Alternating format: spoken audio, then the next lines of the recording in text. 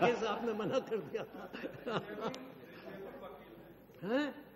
हाँ, रीजनेबल है वो, मैंने कहा एबल है साहब, एबल भी है, मैं उसमें कभी मुझे कोई किसी प्रकार का संदेह नहीं है। अब सवाल ये है कि इस बारे में ये भी देखा जाए कि जी नहीं, मैं आप ही के चरण चिन्हों पर हूं। घंटी बजाने के जितनी देर बाद आप श्रीमन इधर खड़े होकर लिया करते थे, मैं उससे कमी देर लूंगा, तो आपके आदेश के आपके आदर्श के अनुसार चल रहा हूं। इसमें कोई आप क्षमा करेंगे। और मैं उतनी जोर से भी नहीं बोल रहा हूँ। नहीं डॉक्टर साहब, आप वैसे भी इन्हीं के मन की बात कह रहे हैं, तो स्वयं कहना चाहते हैं तो जरूर। कैसे रहे ना। अच्छा, अब आप ये देखें,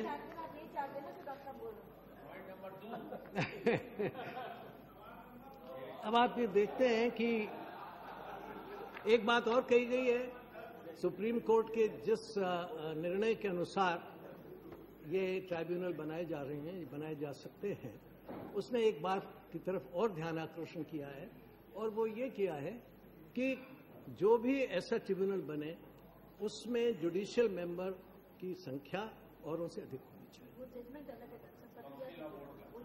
जजमेंट अलग है वो तो, पर ये तो दोनों वो जजमेंट का आधार ले रहे हैं ना, ये कि हम ट्रिब्यूनल बना सकते हैं और एक जजमेंट नहीं ये कहा।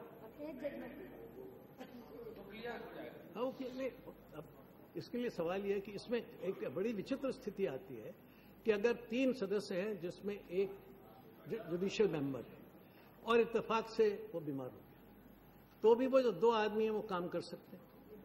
तो ये तो एक बिल्कुल असंवैधानिक बात है, क्योंकि जुडिशियल मेंबर का होना अनिवार्य है, सुप्रीम कोर्ट का आदेश। तो इसलिए इसको सुधारने की जरूरत है। कहते हैं कभी होगी ऐसी बात, मैंने कहा कभी होगी तो उसका विचार तो होना चाहिए, कभी ना हो। आखिर कानून में जितना कम से कम इम्परफेक्शन हो उतना रखिए। नहीं, आप कर लेंगे, मुझे विश्वास है, आज नहीं करेंगे कल करेंगे, ऐसे नहीं करेंगे वैसे करेंगे, वो करना तो पड़ेगा ही। फिर आ जाएगा सुप्रीम कोर्ट का आदेश कि ये कानून में खामी है, तो फिर करना पड़ेगा। तो अभी से सुधार लें तो बेहतर है, अभी सुधार सकें तो सबसे अच्छा है। यही तकलीफ वहां आ रही है। 9 सदस्यों में से उनकी संख्या 5 होनी चाहिए, 4 तो कम से कम होनी ही चाहिए, 5 हो तो अच्छा। वहां आपको 3 महिलाएं रखनी, उसका भी वही सवाल आएगा, उस स्तर की वहां से छांटना, और फिर अगर आप उसमें कोई महिला के नाम पर कोई पॉलिटिक्स कराएंगे तो वो बहुत गड़बड़ होगी।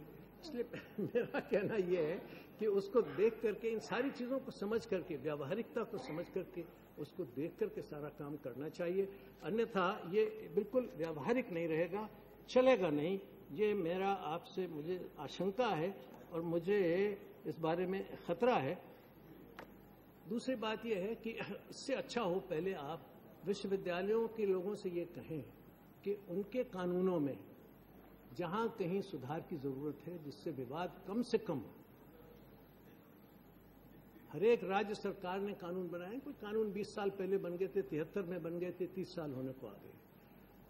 उसके परिस्थितियां बदल रही हैं विश्वविद्यालयों की, और इसलिए नए नए कोर्सेज आ रहे हैं, वहां भी पीपीपी मॉडल आ रहे हैं, वहां भी सेल्फ फाइनेंसिंग कोर्स आ रहे हैं।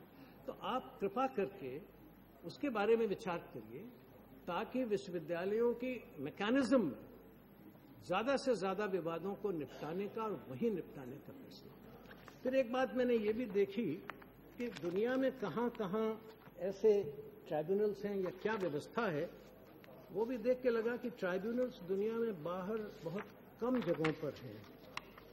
शायद ही यूएसए में private and public universities have internal grievance settlement mechanisms for students and staff. If not satisfied with this internal mechanism, both have the right of recourse to courts. UK's Higher Education Act 2004 states that student complaints may be reviewed by a body corporate to be designated by the Secretary of State, Britain, and National Assembly for Wales. Each higher education institution has a formal procedure for addressing complaints of students. In case the issue is not resolved, the students can take the complaint to the Office of the Independent Adjudicator or Office of the Ombudsman. Australia, In case a student has a complaint, he can use the internal grievance redressal procedure in the first instance. After that, the student may contact the relevant Commonwealth, state or territory ombudsman. The staff has the option to explore internal complaint procedure through trade unions and certain external mechanisms before approaching the courts for redressal. यहाँ भी tribunal नहीं है. Sweden's Higher Education Act 1992, modified in 2006, states that a joint board shall decide on the expulsion of a student. The student and the institution may appeal to general administrative courts against decisions of the board. The Equal Treatment of Students of Universities Act 2001 promotes equal rights of students and applicants in higher education institutions. समाप्त किया जाए. तो मेरा कहना यह है कि इस दृष्टि से कानूनों में वहाँ सुधार करने की जरूरत है ताकि ये ट्रिब्यूनल्स पर करें. और अंत में मुझे ये कहना है कि अगर एजुकेशन ही करना है तो क्यों ना आप डेजिग्नेटेड बेंचेस बना दें, सुप्रीम कोर्ट और हाई कोर्ट. जज तो आपको यहाँ भी रखना है, जज आप वहाँ भी रखेंगे. दोहरा खर्चा क्यों करते हैं? और इस तरह से आपने और जगह बनाई और चीजें की हैं. कमर्शियल ट्रिब्यूनल्स को आप एजुकेशनल ट्रिब्यूनल्स के तौर पर लाएं. जो अभी तक सुप्रीम कोर्ट के फैसले हैं वो ज्यादातर कमर्शियल ट्रिब्यूनल्स के हिसाब से किए गए हैं. उनके सामने एक उपाय के केस में जरूर आया था जिसमें उन्होंने कहा है कि एजुकेशनल ट्रिब्यूनल बनने चाहिए. 1986 की पॉलिसी में कहा गया था, लेकिन आप जानते हैं उसके बाद भी केवल गुजरात और शायद उड़ीसा और बहुत कहीं गोवा, महाराष्ट्र ऐसे ही वो ट्रिब्यूनल्स बने हैं. उनका काम कैसा चल रहा है उसका कोई आंकड़ा हमारे पास नहीं है, सदन के पास भी नहीं है, कमेटी के पास भी नहीं था. इसलिए इस बारे में बहुत गहराई के साथ, गंभीरता के साथ विचार करिए, क्योंकि बिल टेढ़ा हो जाए इससे उतना नुकसान नहीं. एजुकेशन अगर टेढ़ी हो गई, विवादों में सारी संस्थाएं फंस गई, वो देश का बहुत नुकसान करेगी और 50 करोड़ आने वाले लोगों के लिए भविष्य अंधकार में हो जाएगा. बहुत बहुत धन्यवाद कि आपने बिल यहाँ रखा. श्री संदीप दीक्षित.